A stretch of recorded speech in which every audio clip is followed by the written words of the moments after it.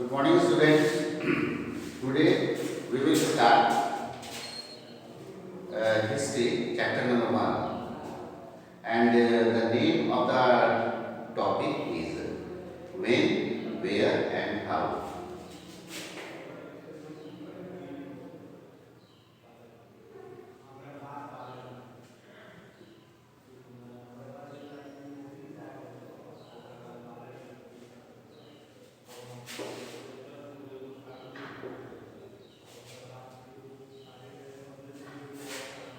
When means कब, where means कहाँ, and how कैसे. कब, कहाँ और कैसे, ये है हम लोग का लेसन का नाम. अब हम लोग स्टार्ट करेंगे chapter number 1, emergence of a new era, नया युग का शुरुआत. The medieval period in India covers the period from 780 to about 1750 AD. ये जो medieval period है, इसका समय जो है, जो भारत में था, भारत में इसके समय 700 AD से लेकर 1750 AD तक माना जाता है. यानी medieval period का समय जो है इंडिया में 700 AD से लेकर 1750 AD तक है. This long period of about 1100 years can be divided into two phases. The early medieval period from 8th to 13th century and the later medieval period from 13th to 18th century. ये जो 700 से 1150 ईस्वी तक का जो समय है, लगभग 1100 साल का समय जो है, इसको दो भाग में बांटा गया है. क्योंकि इतना लंबा समय को एक साथ अध्ययन करना मुश्किल है, इसलिए अध्ययन की सुविधा के लिए इतिहास को अच्छी तरह से समझने के लिए इस समय को दो भाग में बांट दिया गया है. पहला समय को कहा गया है द अर्ली medieval पीरियड. ये कब से कब तक इसका समय है? तो 18th सेंचुरी से लेकर 13th सेंचुरी तक, यानी 8वीं शताब्दी से लेकर 13वीं शताब्दी तक के समय को अर्ली medieval पीरियड कहा गया है. और दूसरे समय को कहा गया है लेटर medieval पीरियड, और इसका समय है 13th सेंचुरी से लेकर 18th सेंचुरी तक, यानी 13वीं शताब्दी से लेकर 18वीं शताब्दी तक के समय को लेटर medieval पीरियड कहा गया है. अब हम लोग अलग अलग करके पढ़ेंगे दोनों को.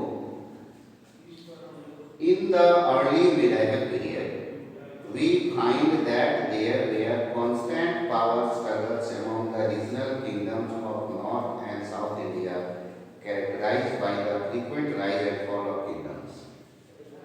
Early medieval period के दौरान सत्ता के लिए, शासन करने के लिए, देश पर कब्जा करने के लिए क्षेत्रीय राजाओं में लगातार संघर्ष होता रहता था, लड़ाई होता रहता था. वो भी मोस्टली नॉर्थ और साउथ इंडिया में.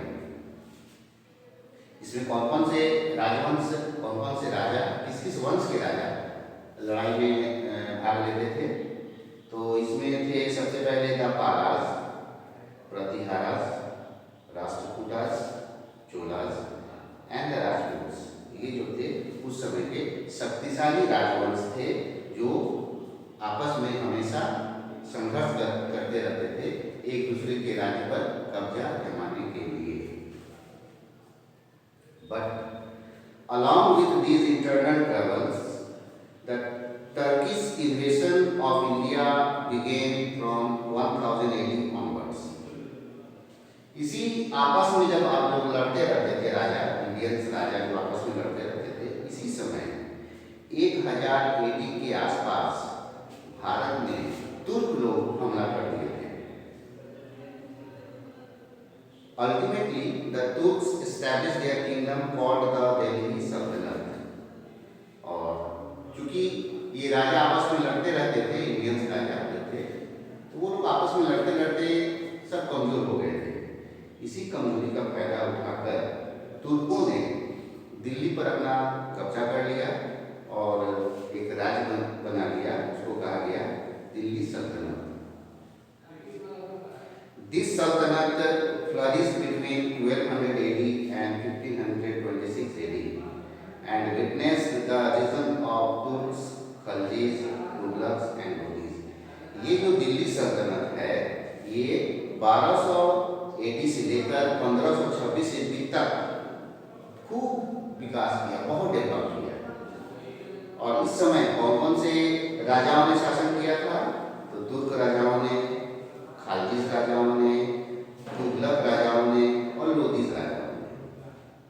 The Delhi Sultans were overthrown by Mughals in the 16th century। 16वीं शताब्दी में जब सबसे पहले मुगल भारतवर्ष में आए थे, बाबर, मुगलों का सबसे पहला राजा बाबर जब इंडिया में आए थे तो वो 16वीं शताब्दी में आए थे, 16th सेंचुरी। तो उन्होंने दिल्ली सल्तनत को उखाड़ फेंका और उस पर अपना कब्जा जमा लिया, क्योंकि बाबर उस समय बहुत पावरफुल राजा थे। With the arrival of these Muslim rulers, a new religion Islam, new language Arabic and Persian came to India। जब वो बाबर हमारे देश पर हमला किए, दिल्ली सल्तनत पर कब्जा कर लिए और अपना मुगल साम्राज्य स्थापित कर लिए, तो अपने देश में एक नए धर्म का आगमन हुआ। उस नए धर्म का नाम था इस्लाम। और दो भाषा भी अपने देश में आए उनके साथ, बाबर के साथ। वो भाषाएं थी अरबिक भाषा और पर्शियन भाषा।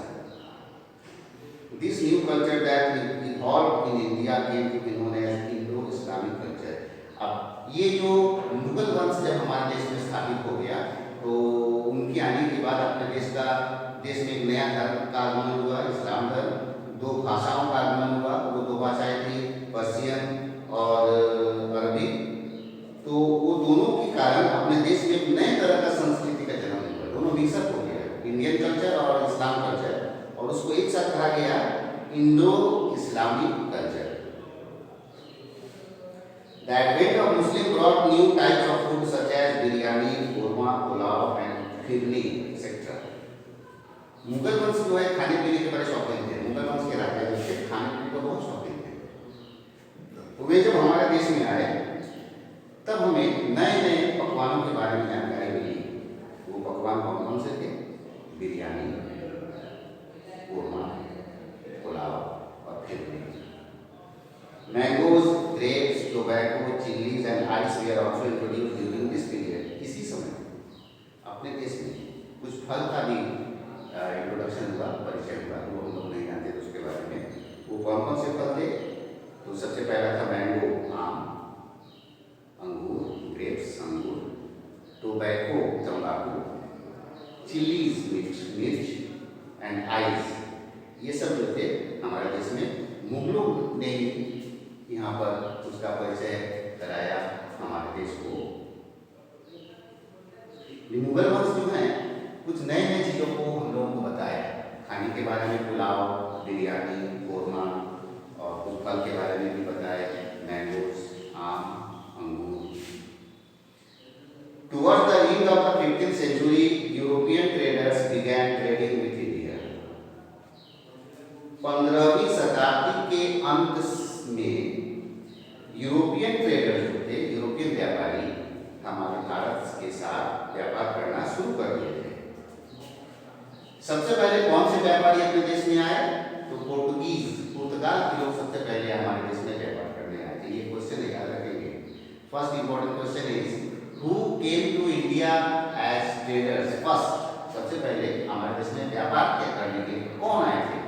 तो पुर्तगाल आए थे। पुर्तगाल के लोग पोर्टुगीज कहा जाता है। तो the first to arrive were the Portuguese, सबसे पहले अपने देश में व्यापार करने के लिए पोर्टुगीज लोग आए थे। They were followed by the English, the Dutch and the French. Portuguese के बाद और भी दूसरे देश के लोग अपने देश में, भारत में व्यापार करने आए थे। वे थे अंग्रेज, डच और फ्रेंच, फ्रांस के लोग। मैंने इंग्लैंड, इंग्लिश मतलब इंग्लैंड के लोग, डच मतलब हॉलैंड के लोग और फ्रेंच मतलब फ्रांस के लोग अपने देश में व्यापार करने आए थे। यानी याद रखेंगे कि सबसे पहले पोर्तुगीज लोग आए थे, उसके बाद अंग्रेज लोग आए, उसके बाद डच लोग आए और लास्ट में फ्रेंच लोग आए। By the mid 18th century, the English managed to oust the other European trading powers and started the process of conquering and colonizing India. ये जितने भी व्यापारी थे, जैसे Portuguese, English, Dutch and French, इन व्यापारियों में अंग्रेज जो थे बड़े चालाक थे। ये न केवल इंडिया में व्यापार करने के लिए आए थे, बल्कि इनका मेन मोटिव था, मेन उद्देश्य था भारत पर कब्जा करने का। इसलिए उन्होंने क्या किया कि बाकी जो 3 व्यापारी थे, डच, पोर्तुगीज और फ्रेंच, इनको धीरे धीरे इनका बिजनेस को बढ़ाना शुरू किया और उसके बाद भारत पर अपना कब्जा जमाने का प्रयास करना शुरू कर दिया।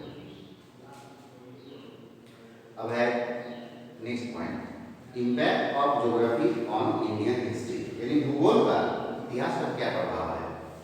तो भूगोल का भी इतिहास पर बहुत ज़्यादा प्रभाव पड़ता है। जैसे भौगोलिक अवस्थाएं, जैसे आप कह सकते हैं पहाड़ का इतिहास पर बहुत प्रभाव पड़ता है, समुद्र इसका भी प्रभाव पड़ता है, घाटी, नदी, ये सब का भी हमारे इतिहास पर बहुत प्रभाव पड़ता है। The geography of a country influences its history to a great extent. Here we find some fascinating examples of how historical forces are shaped by geography. हम लोग यहाँ पढ़ेंगे, कुछ एग्जाम्पल के तौर पर पढ़ेंगे कि किस प्रकार भौगोलिक अवस्थाएं इतिहास को प्रभावित करती है। सबसे पहला point, ports such as Surat, Machilipatnam, Cambay, Cochin became major centers of internal and foreign trade. कुछ बंदरगाह, जैसे बंदरगाह मतलब वो जगह, समुद्र के किनारे का वो जगह जहाँ पर जहाज आकर रुकता है और वहाँ से कुछ चलता है। पोर्ट सच एज सूरत, मछलीपट्टनम, कैम्बे, कोचीन, ये सब व्यापारिक दृष्टिकोण से न केवल आंतरिक बल्कि विदेशी व्यापार, माने आंतरिक और विदेशी व्यापार के दृष्टि से सूरत, मछलीपट्टनम, कैम्बे और कोचीन बहुत प्रमुख बंदरगाह बन गए थे। यानी यहाँ से देश में भी व्यापार होता था और विदेश के साथ ही व्यापार होता था। तो एक समुद्र जो है इम्पोर्टेंट फैक्टर हो गया ज्योग्राफी का, क्योंकि इतिहास पर प्रभाव डालता है। Second, the mountains in north India specially in Rajasthan led to the building of massive and strong forts in Chittorgarh, Jodhpur and Jaisalmer which could not be easily reached by any enemy. North India में पहाड़ है,